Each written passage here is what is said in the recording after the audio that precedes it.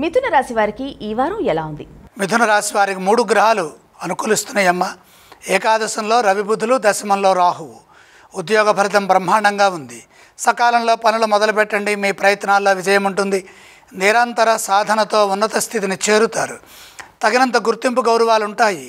నలుగురికి ఉపయోగపడే పనులు చేసి పేరు ప్రతిష్టలు సంపాదిస్తారు. సద్భావనతో ముందుకు సాగితే శుభాలు జరుగుతాయి. ఇదే విధంగా వ్యాపారంలో కూడా కలిసి వస్తుంది. నూతన ప్రయత్నాలు వ్యాపారంలో సఫలమవుతాయి. పలు రకాలుగా వ్యాపారాన్ని విస్తరించే వీలు కలుగుతుంది.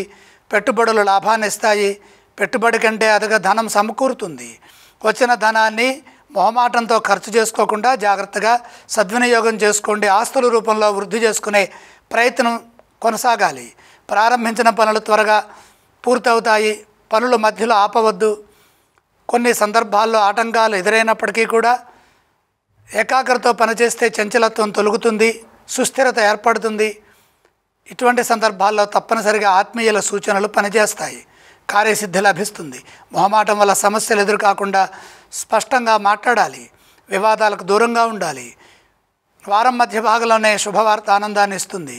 మిథున రాశి వారు ఎటువంటి స్తోత్రాలను పఠిస్తే వారికి మంచి ఫలితాలు కలుగుతాయి?